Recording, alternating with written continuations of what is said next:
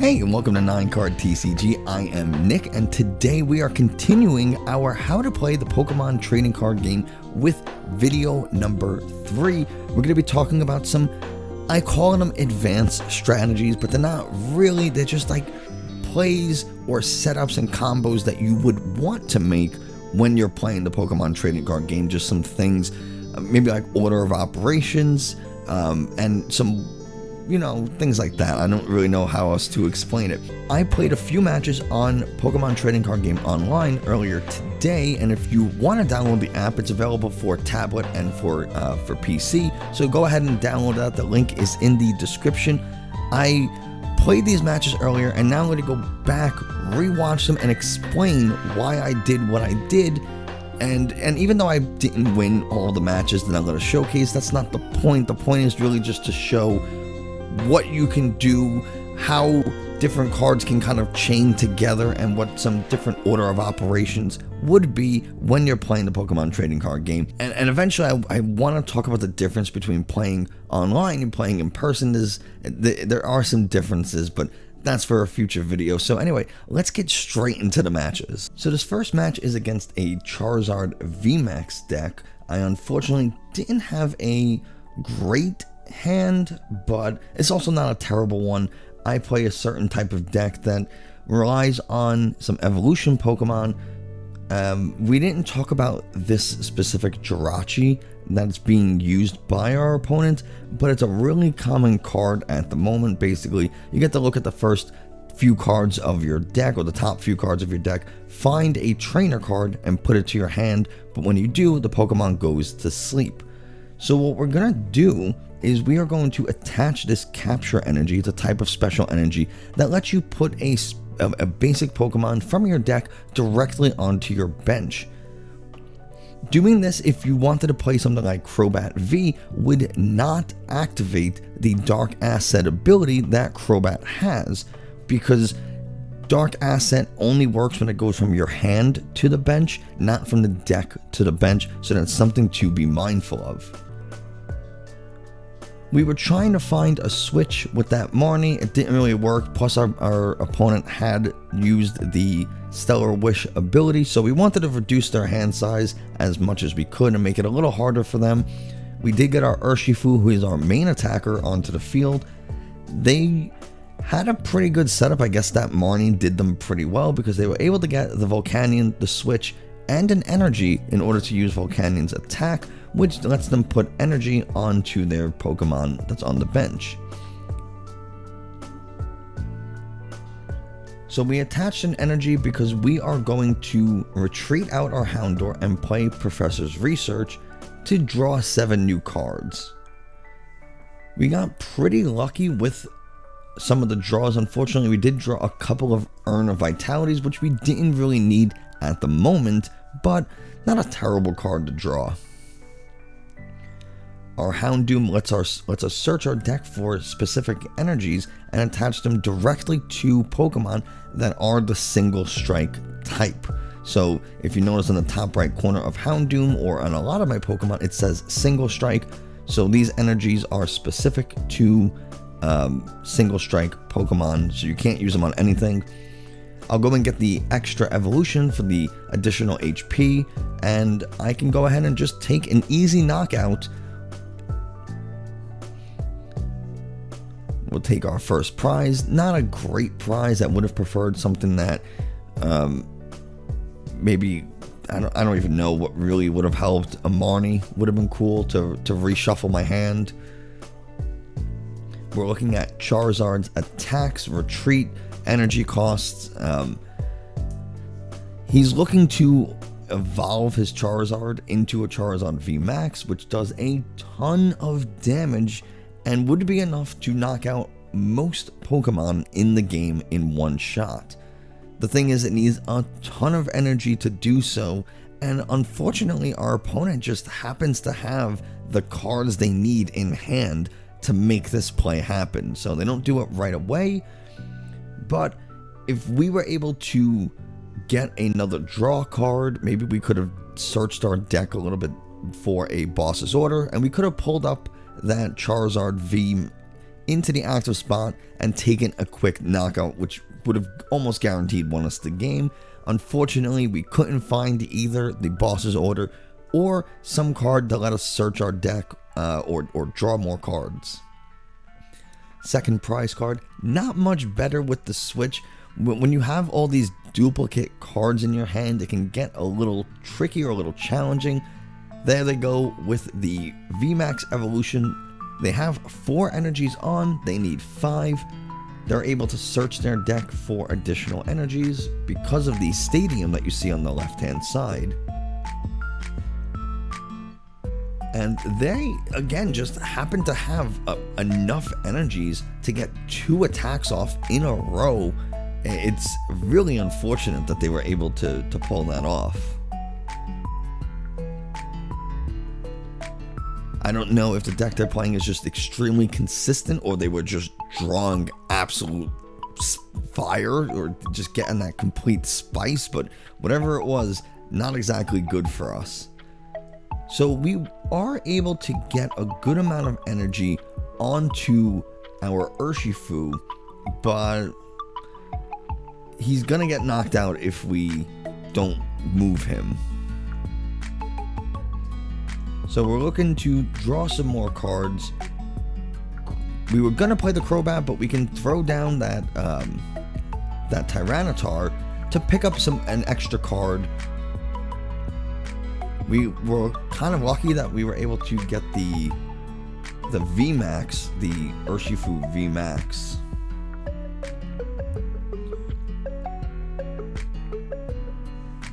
It is, again, a little bit of an unfortunate matchup because the Charizard's attack, the way it works is they have to discard energy and it does 300 damage, but whenever I search my deck for one of those single strike energies and put it onto my Pokemon, it does 20 damage. So by searching out these 2 energies, I just brought myself to 290 health, which is under their 300 damage that they would do. Very unfortunate, but it's the way it goes. You know, that's the deck I chose to play. So our opponent here is, I'm not really sure what they're doing. I'm able to look through my discard pile. You can look through your opponent's discard pile as well. All you have to do in the app is just click on their discard pile and you can look through it. It's something that you should do from time to time to see how much of their resources they've used, how many switches, how many bosses orders, how many energies, things like that. There are Pokemon that do more damage based on the number of Pokemon in your discard pile or things like that. So knowing what's in your opponent's discard pile and knowing what you've already played are 2 really important aspects to getting good at Pokemon the trading card game. And I'm curious to know how people do it in person. Like if people are a little more shy or hesitant to look through a discard pile of their opponents. Also, the app automatically groups cards of the same type. So if they played one card at the beginning of the game and one card 10 turns later, the game will say, no, there's 2 of these in the discard pile, and they'll kind of stack them together for you. Whereas in real life, there's an order that they're going to be in the discard pile. So it's a lot easier to either miss a card that was maybe in the discard pile or miscount or something like that. So our opponent made a really smart choice. They pulled their Charizard Vmax back onto the bench because they knew if they left it in the active spot and knocked out my Houndoom, the next turn I would be able to bring up my Urshifu Vmax and knock it out. So they didn't want to do that.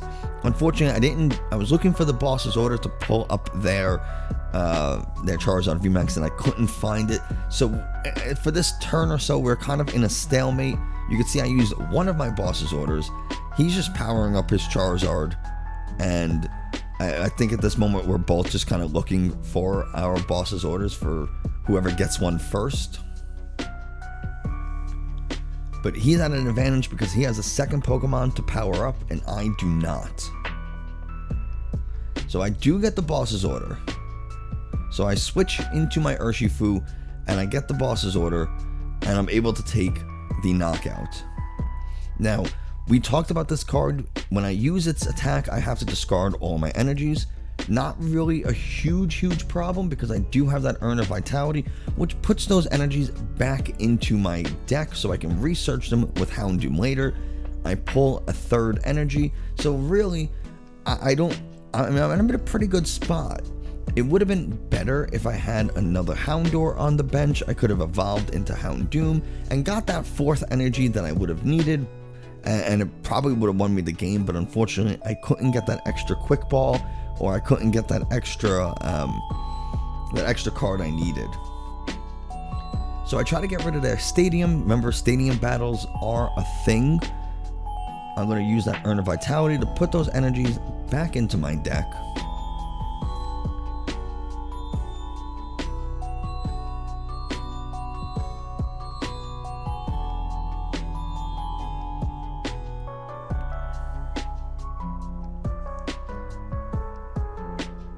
So I do have the Houndours in the deck, and I only have 2 single strike energies. So even if I had that third Houndoom, I wouldn't really be able to utilize it. I would have to Marnie or something like that, or try to go through my deck to get that extra energy.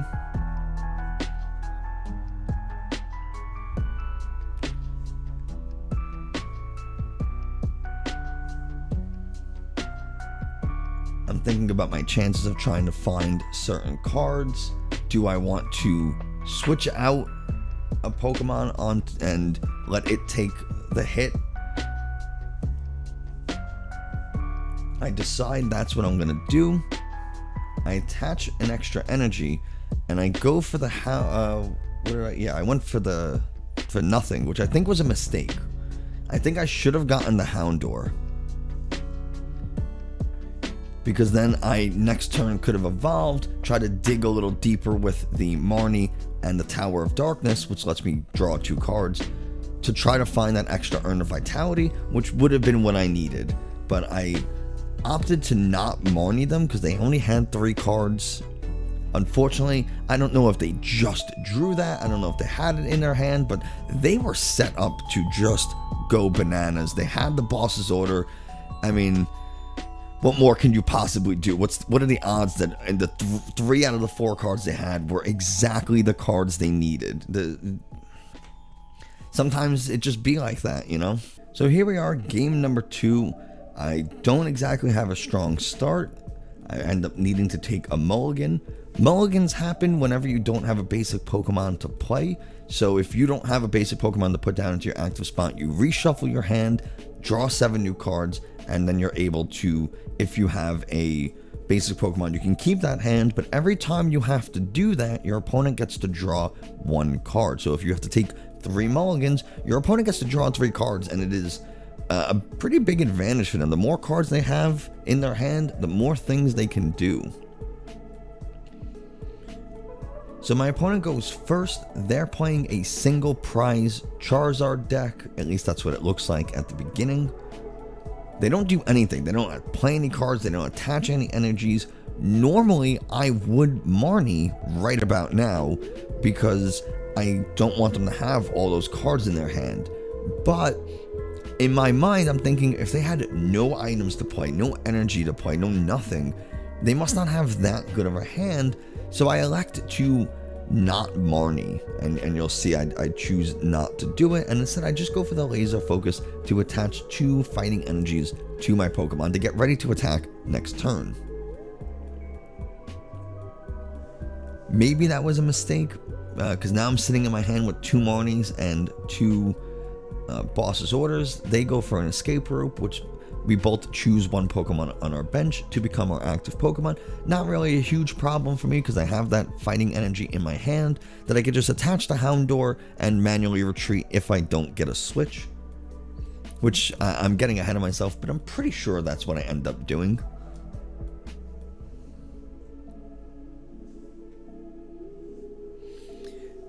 You can see that Jirachi again, 2 games in a row. It's a very, very common card. They're not They are being rotated out with the next format rotation. If you haven't watched that video, then I made a video on format rotation, so I guess you could go check that out. But they play Welder, which is another card that will be going away, and I'm really curious to know, once Welder goes, once that Stadium Giant Hearth goes, once Jirachi goes all to format rotation, will cards like, or decks like this single prize Charizard deck, will the Charizard Vmax deck that we just played not be as effective? So I end up getting a pretty good top deck in the Urshifu Vmax, so I can manually retreat, play the Evolution Incense, and get the Houndoom onto the field, and then Marnie. Now my opponents played a few cards. I don't really want them trying to set up on anything. They just drew a bunch of cards with their Welder. So the Urshifu is pretty good because now I can just beat down for 100 damage and take out most Pokemon that they're going to put onto the field.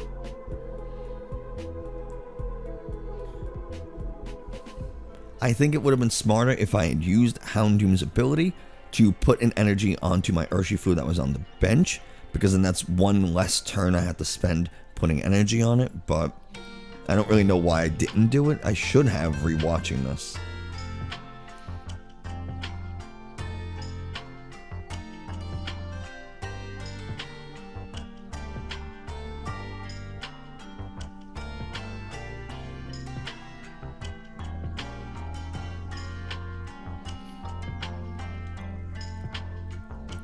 So they're going to go back for the Stellar Wish. Our opponent taking a little bit of time to decide what they want to do. They either have way too many options or not enough. They pulled a rare candy, which lets them skip evolution stages.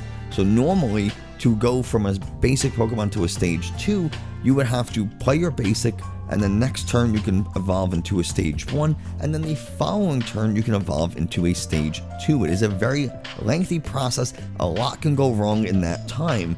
So a card like Rare Candy, if you have the stage 2 Pokemon in your hand, you can play Rare Candy to evolve your basic Pokemon to the stage 2 and completely skip the stage 1. However, you can't use it on your first turn or the first turn you put that Pokemon into play. So you can't play a basic Pokemon, Rare Candy immediately to evolve it. You do have to wait one turn, but it's still a turn faster. They go for the Scoop Up Net, another very common card that lets you pull any basic non-Pokemon V or Pokemon V or GX from the field to your hand. And for some reason, they send up the Charmander with 2 energies attached to it, which didn't really make a lot of sense.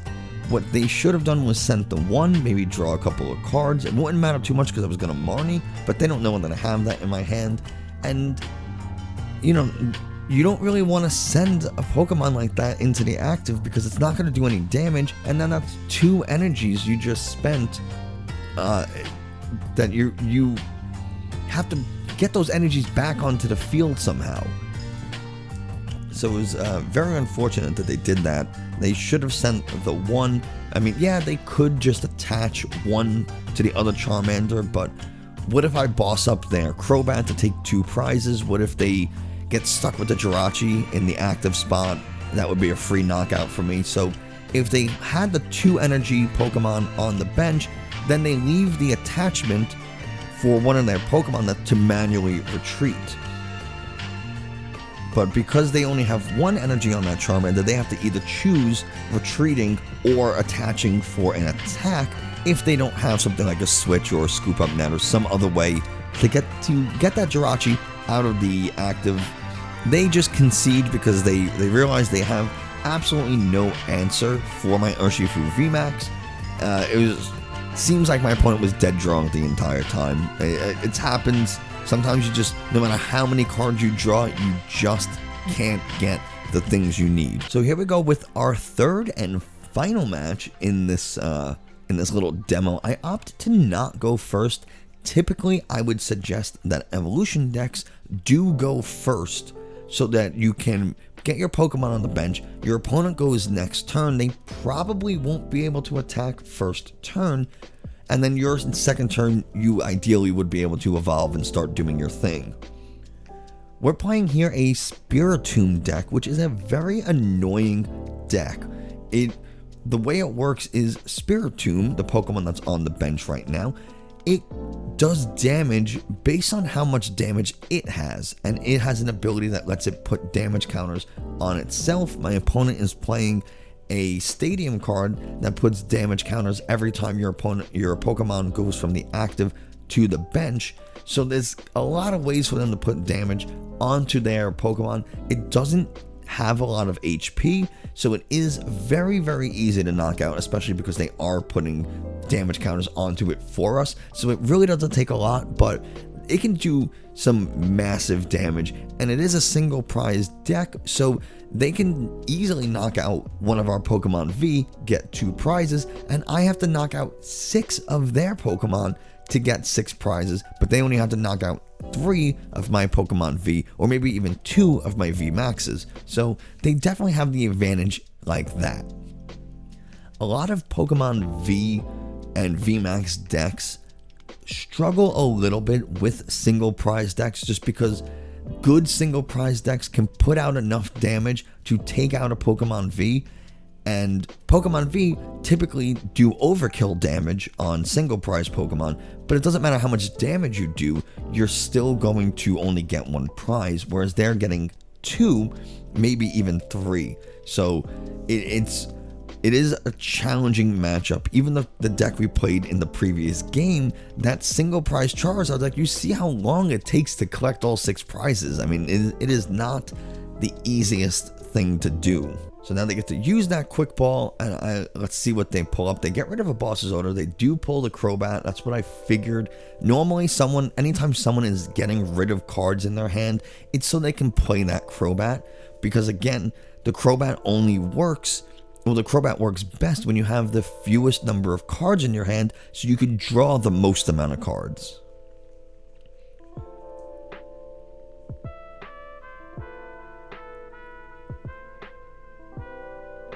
So our opponent trying to decide if they want to attack into us or if they want to do something else. Seems like they're going to continue their turn. They get rid of an Ordinary Rod, which I do think later in the game becomes a little bit of a problem for them.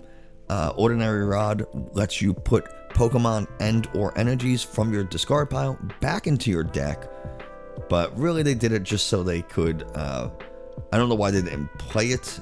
If they were going, I guess they didn't really have anything in the discard pile to get back. I don't remember, but either way, in order to Professor's Research, they would have had to discard it. So, and then they're using another Quick Ball. I mean, they are really burning their resources to get these Spiritombs out onto the field.